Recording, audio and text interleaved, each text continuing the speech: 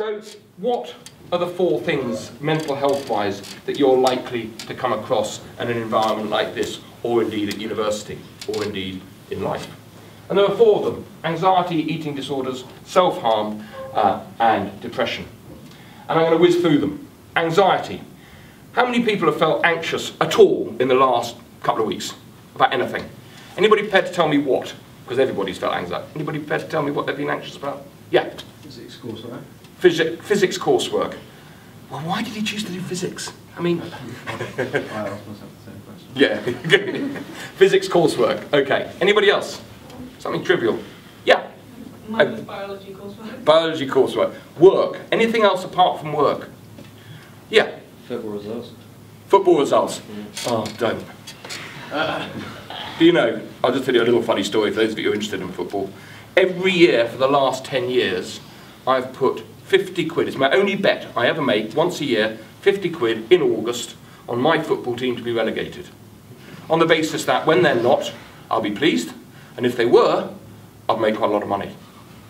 This year, for the first time, I didn't put the 50 quid on. I'm a supporter of Fulham, who are at the bottom. So anxiety, I know about anxiety. But we all feel anxious, and that's fine. And quite often anxiety and stress keep us on our game. Anxiety becomes a disorder when it gets in the way of the lives we want or need to lead. And there are various 7 categories of anxiety. And you will be familiar with some of them. Panic disorder, some of you may have seen or experienced. Acute stress disorder, I'm going to come back to. Separation anxiety is clear. Post-traumatic stress disorder is not necessarily about explosions and car crashes. It can be something in your dim and distant past that has logged itself in your brain and is reactivated years later and makes you undermine your emotional stability. OCD, you will know people that have got obsessive compulsive disorder. And phobic disorders. Anybody got a phobia of any sort? Anybody? Yeah, what's your phobia? Clowns. Clowns. Yeah, that's actually the first person. I know that that's quite a common disorder, but you're the first person I've met. So that's the first for me. Anything else? Yeah. Rats. Sorry? Rats. Rats. Anything else? Anybody's got a disorder about spiders? Yeah, me too. Did you know that, just to make you feel better, that my wife told me before Christmas, reading in her magazine, that 80% of British spiders are venomous. And that the only reason they can't get you is because their fangs aren't big enough. Which begs the question, if you go into your garden shed, perhaps lurking behind the flower pots, there will be a very, very big spider with very strong fangs. So you have to call the other part, you know, Sheena, my wife, could you come and just get these flower pots out? But it doesn't get in the way of my life. And I dare say you can avoid rats. And you can probably avoid clowns. So therefore, your phobias don't get in the way of your life. But if you are like, anybody remember Dennis Bergkamp? I'm sorry to keep football. Footballer, played for Holland, Arsenal. He has a fear of flying. He cannot fly. Imagine how debilitating that would be if you're a professional footballer with Champions League and World Cups. So, if you suffer from a disorder that gets in the way of your life, then you need help with it. I put social phobia down there because it's something that, with hindsight, I look back and I can relate to Barney. Barney was, as I say, quite cool. He was very popular. But whenever he had friends round on a Saturday evening for beer and pizza, Barney could never feel a part of that group. They felt he was a part of it, but he was the one getting the beer out of the fridge or cutting up the pizza or changing the music, or he'd be standing there with a beer can just on the edge of things, and he would say, I can't feel part of it, because he was anxious and embarrassed. And he suffered from what I think is fair to call a social phobia. And I think there are an awful lot of people who suffer from extreme shyness, who really struggle. Not so much necessarily at school, when there's a lot of familiar things around them. But this can become a problem when you get to university, as it did with Barney. So he went off to university, his girlfriend, and as he found it more and more difficult to integrate, he focused more and more on his girlfriend. And when she dumped him, there wasn't much left, or so he thought.